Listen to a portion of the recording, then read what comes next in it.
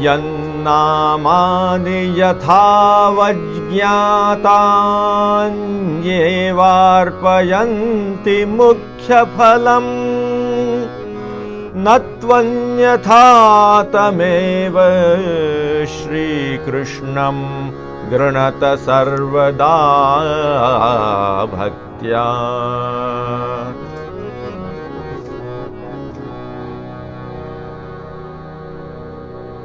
भाग्यवान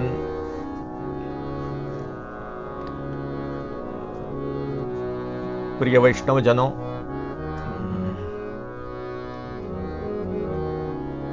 श्री महाप्रभु जी और श्री गोसाई जी के बड़ों के अनुग्रह से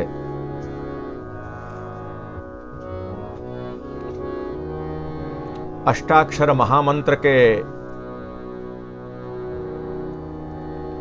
भाव का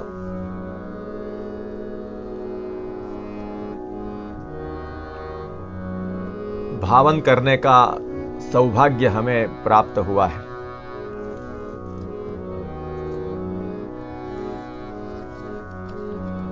अष्टाक्षर महामंत्र के भावों का भावन करते हुए वक्ता और श्रोता दोनों धन्य हो रहे हैं।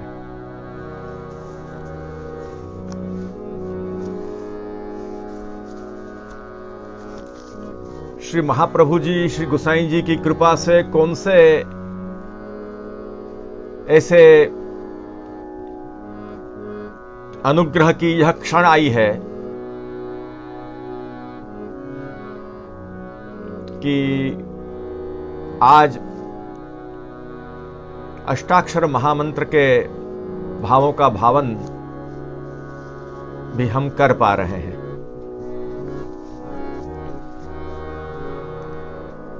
विगत प्रसंग में जैसे देखा था कि त्वन्नामोच्चारणेप्यस्ति न जीवस्याधिकारिता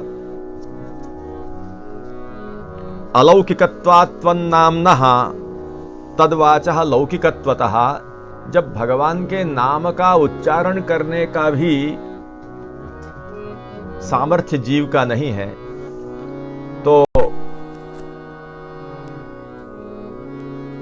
उसके भावों का भावन करने का सामर्थ्य तो कहां से होगा। ये जो कुछ हो रहा है यथासंभव यथाशक्ति वो श्री महाप्रभु जी, श्री गोसाई जी की कृपा कणिका का फल है।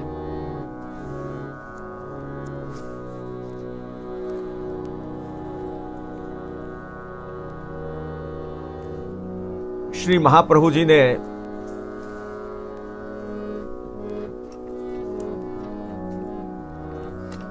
समस्त साधनों के प्रतिनिधिभूत ऐसा दृढ़ साधन के रूप में शरणागति का उपदेश दिया है नवरत्न में।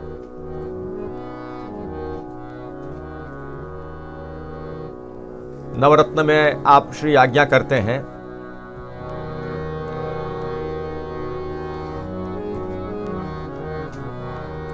तस्मात् सर्वात्मना नित्यं श्रीकृष्ण शरणं मम वदद्भिरेव सततं स्थेय मित्येव मे मतिः वदद्भिरेवं सततं स्थेयमित्येव मे मतिः। सर्वात्मना सर्व प्रकारेण शरणागत होते हुए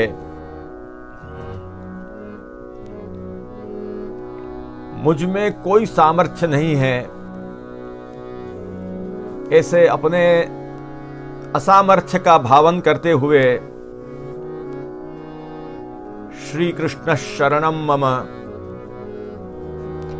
इसका निरंतर रटन करते हुए सेवा परायण रहना चाहिए, ऐसा श्री महाप्रभु जी का आदेश है, ऐसा आप उपदेश देते हैं।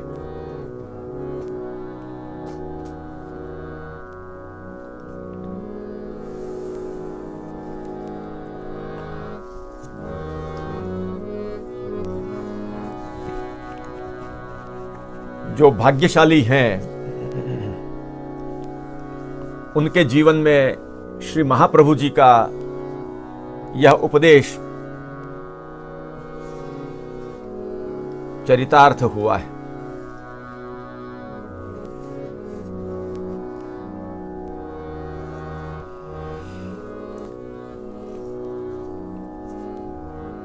आइए हम सब श्री महाप्रभु जी, श्री गोसाई जी को प्रार्थना करें कि हमको ऐसा सौभाग्य प्रदान करें।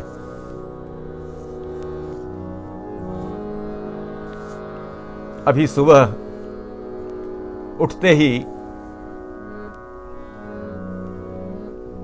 यह प्रार्थना का श्लोक परिपूर्ण हुआ, सिद्ध हुआ।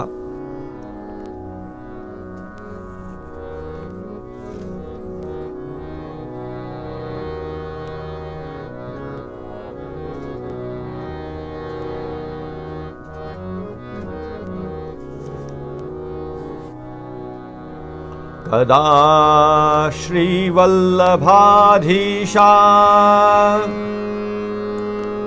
विठ्ठलेशा कृपा भवेत्,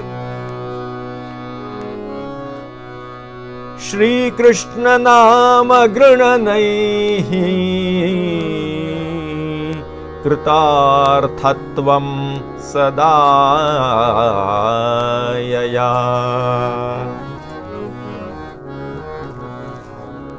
कदा श्रीवल्लभाधीशा विठ्ठलेशा कृपा भवेत्, श्रीकृष्ण नाम गृणनैः कृतार्थत्वं सदा यया।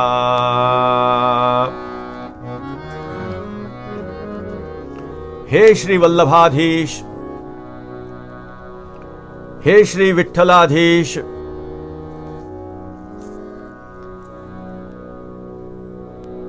कब ऐसी कृपा होगी, आपकी कब ऐसी कृपा होगी कि जिस कृपा से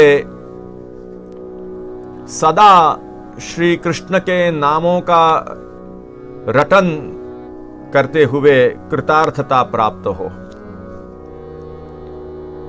श्री कृष्ण नाम गृणनैः कृतार्थत्वं सदा यया। ऐसी कृपा कीजिए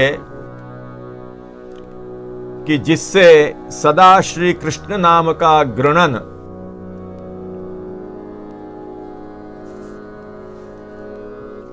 कृष्ण नाम का गुंजन अंतर में चलता रहे।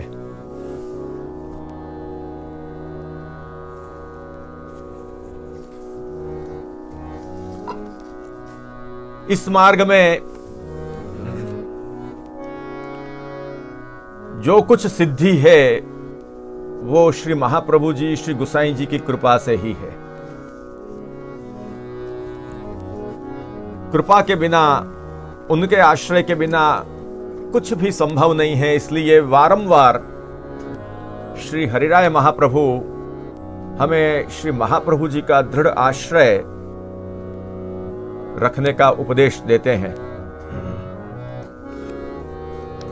श्री महाप्रभु जी के आश्रय से सब कुछ सिद्ध होगा, ये आप बताते हैं।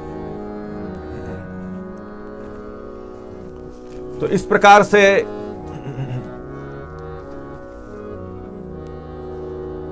सर्वात्मना शरणागति बहुत आवश्यक है और अष्टाक्षर महामंत्र के द्वारा उसकी सिद्धि होती है।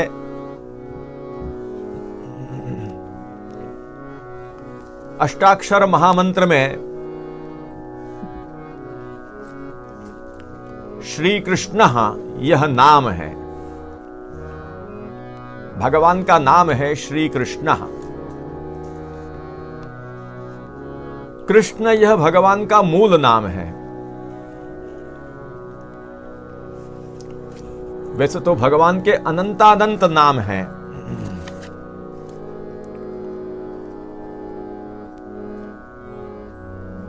तो श्री कृष्ण ये भगवान का नाम है, और नाम भगवान के जो होते हैं वे अपने आप में मंत्र स्वरूप होते हैं।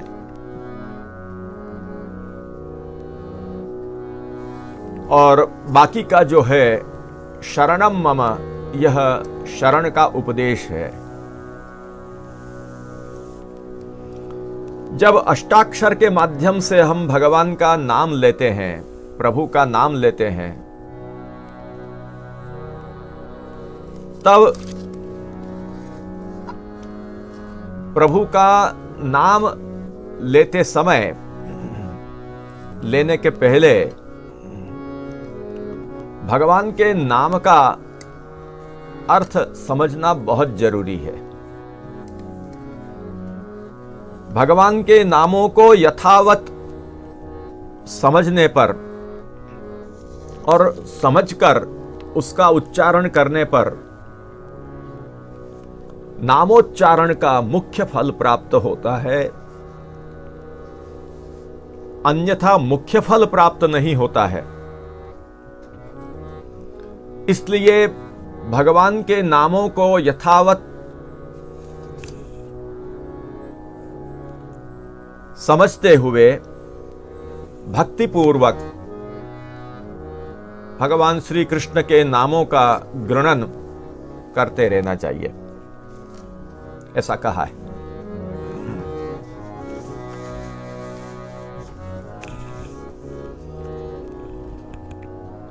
श्री सुबोधिनी जी में श्री महाप्रभु जी समझाते हैं कि भगवान के स्वरूप के ज्ञान के बिना भगवान के नामों का उच्चारण यदि किया जाता है तो उन नामों को भगवान के स्वरूप का संबंध न होने से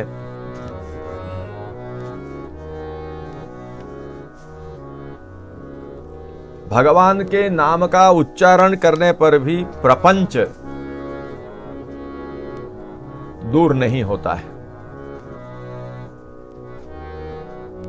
जगत में से जो हमारी आसक्ति है वो दूर नहीं होती है।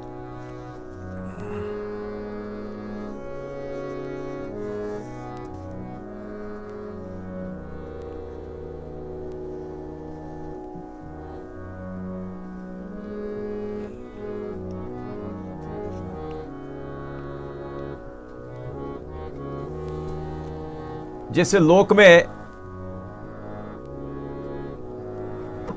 किसी का कृष्ण नाम हो, अपने पुत्र का या भाई का, किसी का, तो वो नाम लेने पर, भगवान का नाम लेने पर जो फल मिलता है वो नहीं मिलता। भले हम समझते हो कि हमने कृष्ण, हमारे पुत्र के लिए कृष्ण शब्द का हमने प्रयोग किया है, हमारे मुख से कृष्ण का नाम निकला, लेकिन यह बहुत समझने लायक विषय है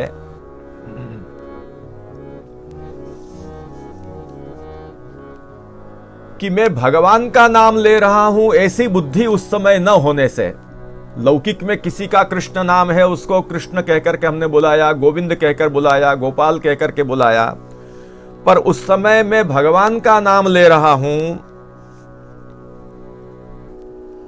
ऐसी बुद्धि न होने के कारण और भगवान के नाम अलौकिक हैं, ऐसी भी बुद्धि न होने के कारण उसके उच्चार से भगवान नाम के उच्चार का जो फल है वो नहीं मिल पाता है।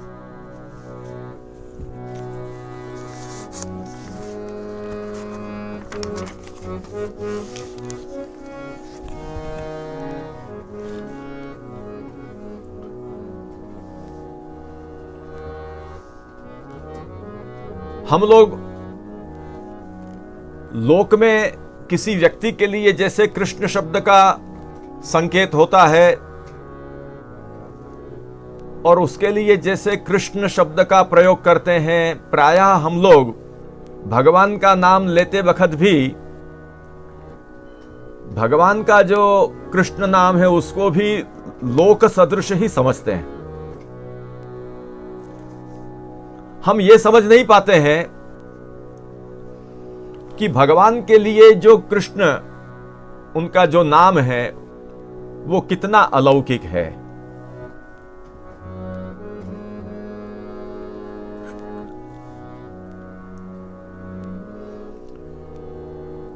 जिस प्रकार भगवान का रूप अलौकिक है, परंतु भगवान का रूप अलौकिक होते हुए भी जीवों को अपने दोष से भगवान का रूप प्राकृत दिखता है, भगवान के रूप में लौकिकता दिखती है।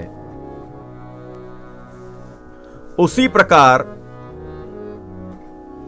हमारे जीव के दोषों से हम भगवान का नाम लेते हैं, पर हमको अपने दोषों से भगवान के नाम में भी लौकिकता प्रतीत होती है। भगवान के नाम भी लौकिक वर्णों से युक्त हैं,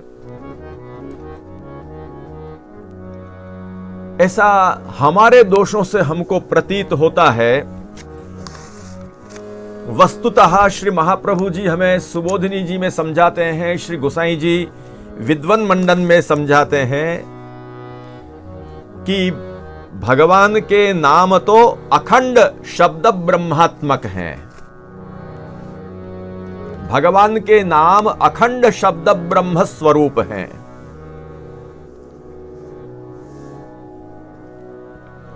लोक में किसी के लिए कृष्ण नाम किसी का है और हमने उसके लिए कृष्ण शब्द का उच्चारण किया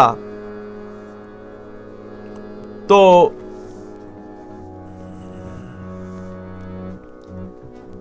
वो अखंड शब्द ब्रह्मात्मक नाम नहीं कहलाएगा।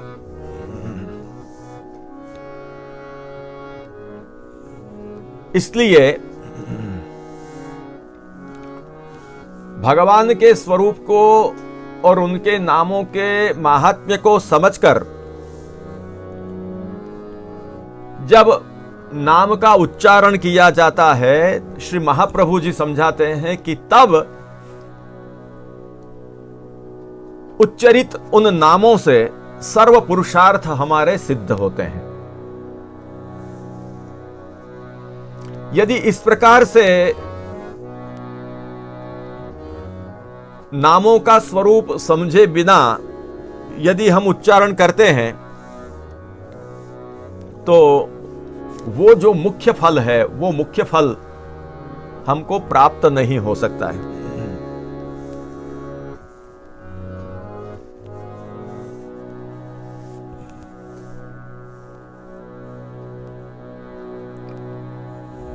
क्योंकि ये समझने लायक विषय है।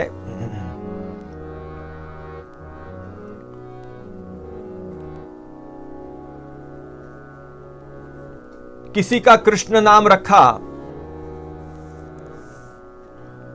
और हम कृष्ण कह करके उसको पुकारते हैं, लेकिन कृष्ण शब्द का अर्थ तो क्या है? कृष्ण शब्द का अर्थ तो है सदानंद परब्रह्म। जैसा कि कहा है कृषिर्भुवाचकः शब्दः रश्च निर्वृतिवाचकः तयोरैक्यं परं ब्रह्म कृष्ण इत्यभिधीयते।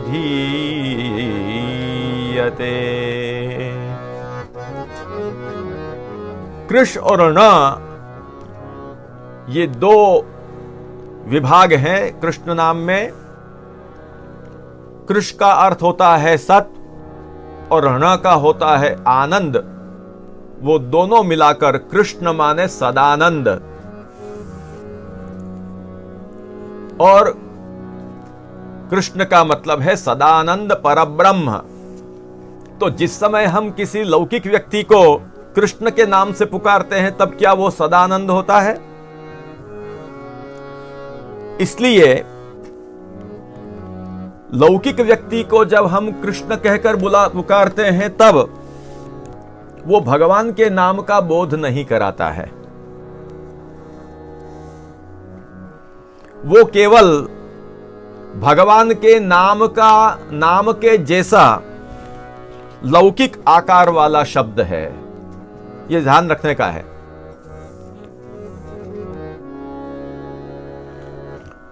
लोक में जो किसी के लिए कृष्ण नाम है, वो भगवान के नाम के आकार का, उसके जैसे ही स्वरूप वाला वो शब्द है, लौकिक शब्द है। और इसीलिए कृष्ण शब्द लौकिक व्यक्ति के लिए बोलने पर, भगवान के लिए बोला गया जो कृष्ण शब्द, उससे जो फल मिलता है वो लौकिक में किसी को कृष्ण पुकारने से वो फल नहीं मिलता है।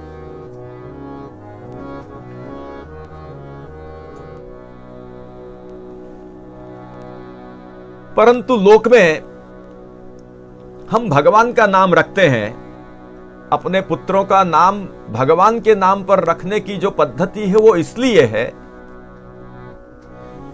कि लोक में भी यदि हम भगवान के जैसे नाम का उच्चारण करते रहेंगे तो हमको भगवान के उस मूल नाम का स्मरण होता रहेगा।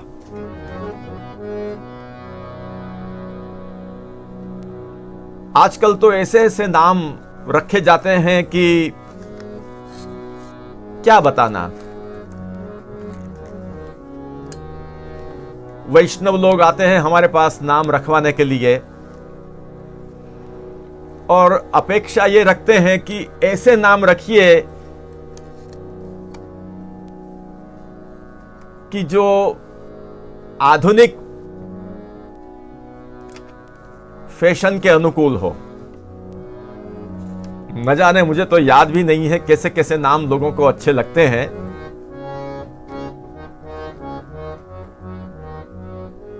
और इसीलिए नाम रखवाने के लिए जब लोग आते हैं तब मन में बड़ा संकोच होता है कि लोगों को जो नाम हमारे पास से अपेक्षित है वो हम नहीं दे पाएंगे, तो हम कैसे नामकरण करें। प्रायः करके एक बार दो बार तो यही कहना पड़ता है कि भाई आप लोग अपने जो अच्छा लगे वो नाम रख लीजिए।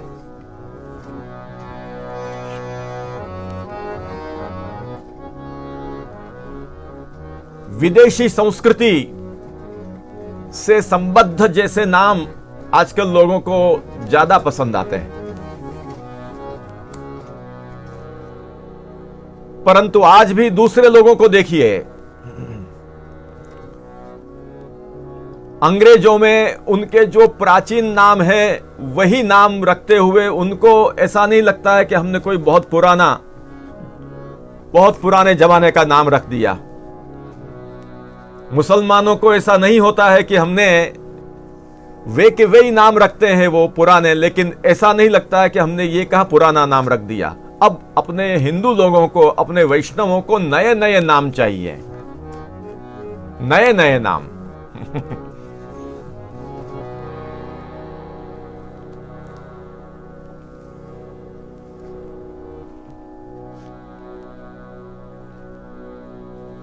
हमने एक ऐसा रास्ता निकाला, वैष्णव आते हैं उनको कहते हैं कि भाई आपको जो 8-10 नाम पसंद हो वैसे 8-10 नाम लिख करके हमको दीजिए, उसमें से एक नाम हम निश्चित करके देंगे ताकि उनकी रस रुचि का पता चले।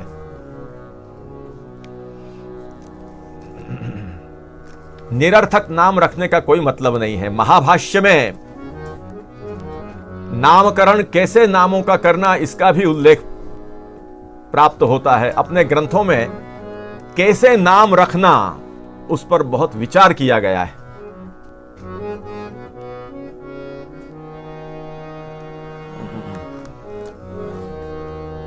हमेशा ऐसा आग्रह रखना चाहिए कि किसी न किसी रूप में हमको भगवान की याद दिलाए, भगवत संबंधी कोई न कोई पदार्थ की याद दिलाए, ऐसा नाम हो। यद्यपि वो नाम भगवद्वाचक नहीं है, परंतु उससे कम से कम हमको स्मरण तो होगा। और इसीलिए हमारे यहां पर भगवान के सदृश नामकरण करने का प्रचलन है प्राचीन काल से।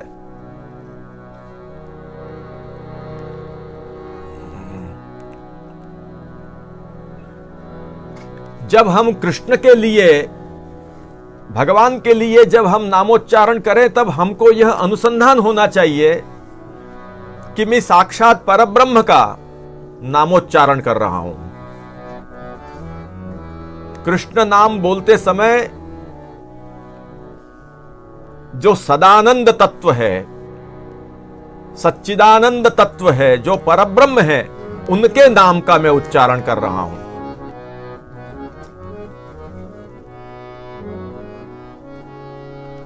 श्री कृष्ण अष्टाक्षर में जब श्री कृष्ण बोलते हैं, तब यह अनुसंधान होना चाहिए, उस समय ऐसे स्वरूप का अनुसंधान और बोध होना चाहिए हमारे मन में कि मैं श्रिया सहित कृष्ण, स्वामिनी से युक्त कृष्ण के नाम का उच्चारण कर रहा हूं।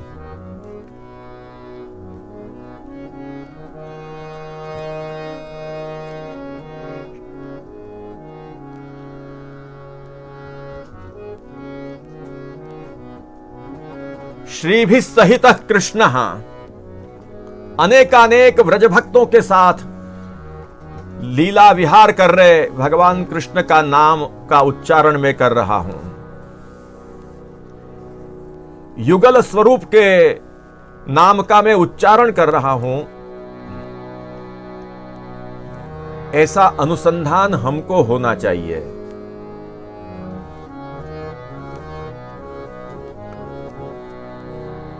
लोक में जब किसी का कृष्ण नाम बोलते हैं, नारायण नाम बोलते हैं, गोविंद नाम बोलते हैं, गोपाल नाम बोलते हैं, तो वहां उस व्यक्ति का वह संकेत है, इसलिए उसका ही वो नाम हुआ।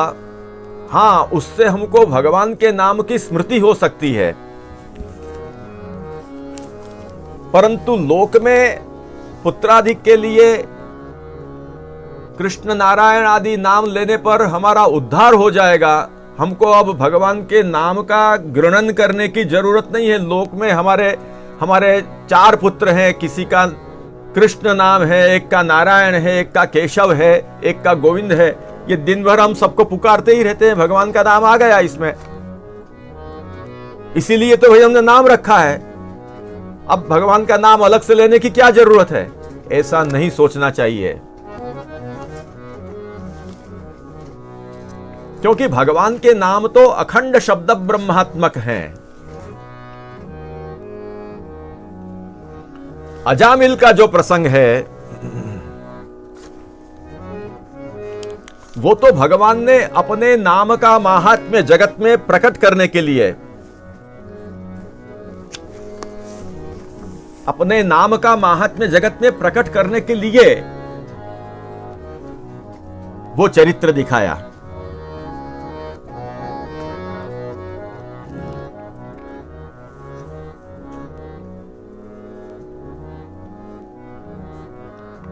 भगवान का नाम तो मुक्ति देने वाला है।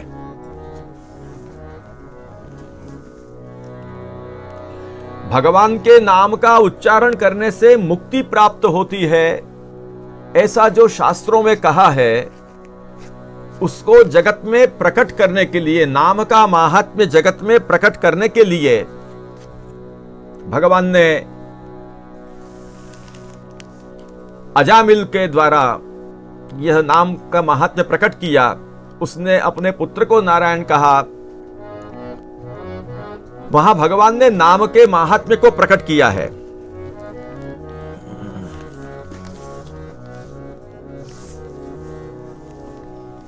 इस महात्म्य को प्रकट करके भगवान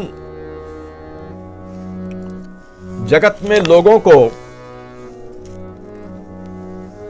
अपने नाम ग्रहण करने में तत्पर कराना चाहते हैं कि लोग मेरे नाम को ग्रहण करें, मेरे नाम का ग्रहण करें, रटन करें।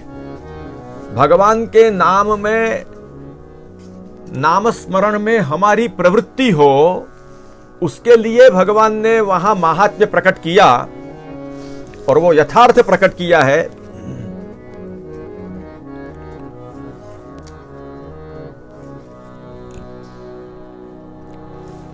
परंतु वहां भी यह समझने की बात है, श्री महाप्रभु जी ने समझाया है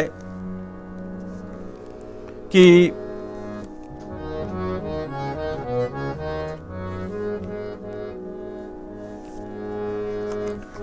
यदि पुत्रादि के रूप में लिया हुआ नाम भी मुक्ति दे सकता होता उसी समय, तो अजामिल को भी उसी समय वैकुंठ की प्राप्ति हो जाती। नाम जो स्वतंत्रता से उस समय मोक्ष देता होता, पुत्र के लिए उच्चारित नाम भी यदि मुक्ति दे सकता होता तो उसी समय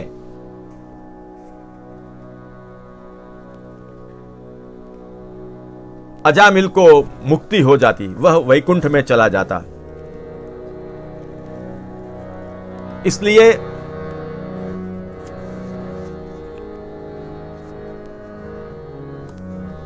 भगवान के नाम का उच्चारण करते समय मैं भगवान के नाम का उच्चारण कर रहा हूं, यह बुद्धि होना बहुत जरूरी है। सांकेत्यम पारिहास्यम वा स्तोभम हेलनमेव च वैकुंठ नाम ग्रहणम अशेषाघ हरम स्मृतम इत्यादि जो वचन हैं कि भाई संकेत में, परिहास में, किसी भी प्रकार से भगवान का नाम लिया जाए, वो समस्त पापों को दूर करने वाला है। वो भगवान का महात्म्य जगत में जब भगवान को प्रकट करना होता है तब वो परिस्थिति का निर्माण होता है। बाकी हम लोग ये समझ लें कि हमने अपने बाल बच्चों का नाम रख लिया है कृष्ण गोपाल आदि, और उनका नाम दिन भर लेते रहते हैं, उनको पुकारते रहते हैं, इसलिए भगवान भी चले आएंगे। हमको स्वतंत्र भगवान के नाम का रटन करने की आवश्यकता नहीं है, तो ऐसा समझना गलत है। भगवान का नाम उच्चारण कब फलित होता है उसकी प्रक्रिया श्रीमद् पुरुषोत्तम चरणों ने बताई है। सर्वप्रथम तो भगवान का नाम फलित तब होता है कि जब सर्वप्रथम जीव को गुरु और भगवान में अभेद बुद्धि हो, अर्थात गुरु और भगवान एक ही हैं, यह बुद्धि पहले तो दृढ़ होनी चाहिए। मंत्रोपदेश हमने प्राप्त किया है, गुरु और भगवान में अभेद बुद्धि, गुरु और भगवान एक हैं, भक्त्येकयेशम गुरुदेवतात्मा। ऐसा व्यक्ति जिसके हृदय में गुरु भक्ति है और जिसको दुस्संग नहीं है, ऐसा व्यक्ति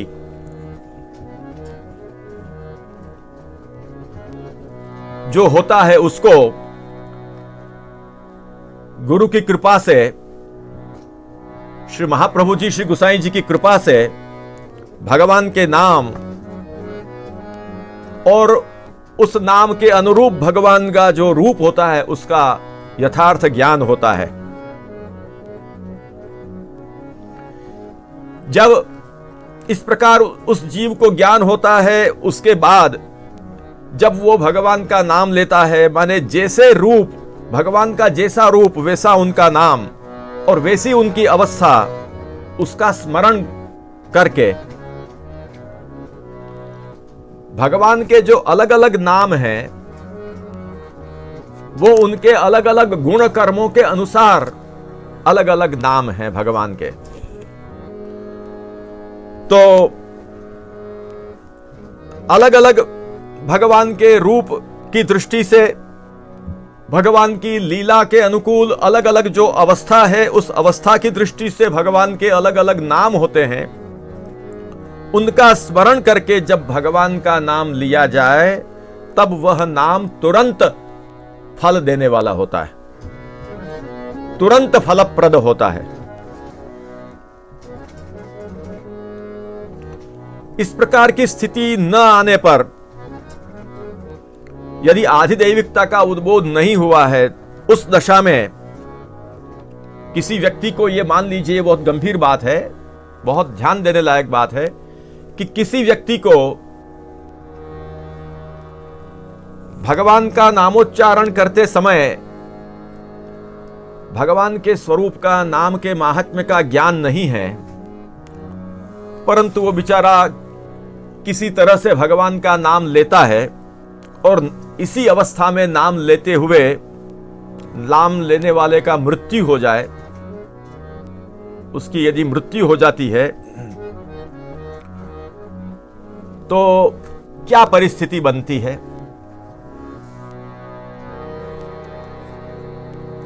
वहां यह परिस्थिति बनती है कि यथावत दृष्टि से जिस प्रकार की बुद्धि से नाम लिया जाना चाहिए वो तो नहीं लिया गया।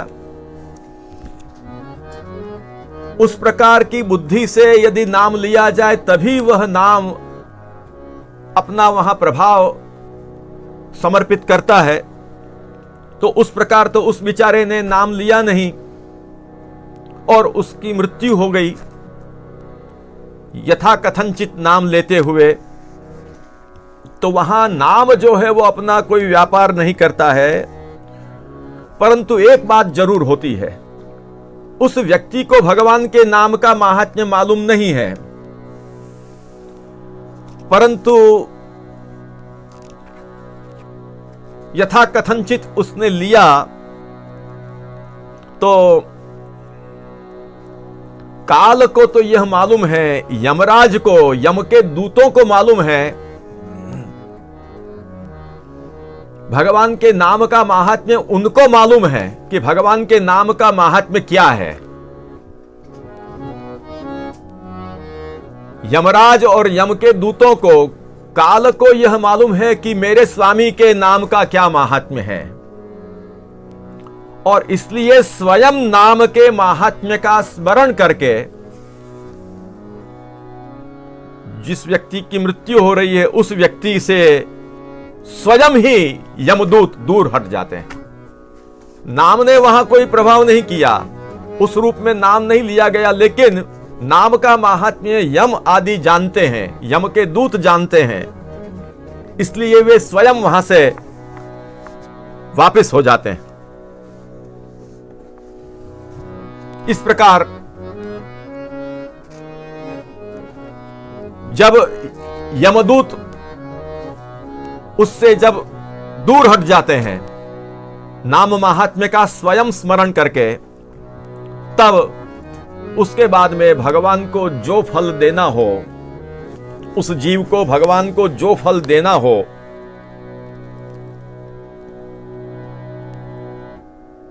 वो फल भगवान देते हैं। इस प्रकार काल आदि को भगवान के नाम के माहात्म्य का ज्ञान होने से, उसके द्वारा उच्चरित जो नाम है उसका माहात्म्य उनको मालूम होने के कारण काल उसको छोड़ देता है, यमदूत उसको छोड़ देते हैं, और फिर मृत्यु होने पर भगवद इच्छा से उसको जो कुछ फल मिलने वाला हो वो उसको प्राप्त होता है।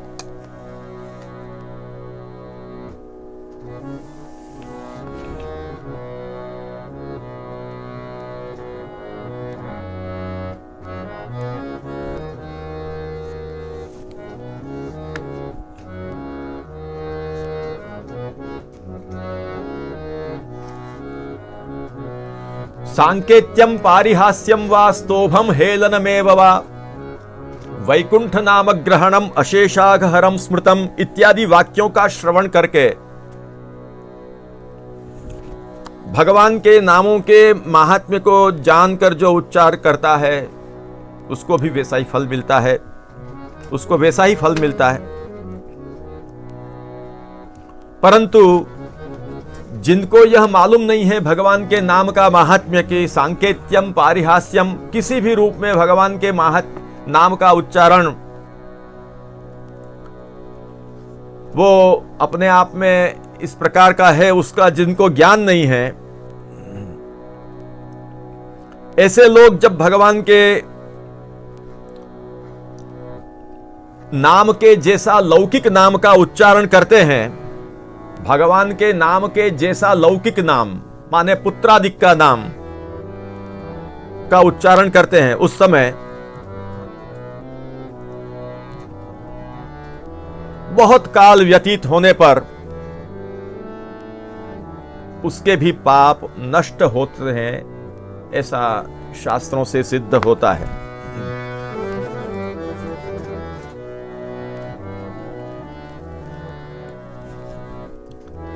इस प्रकार से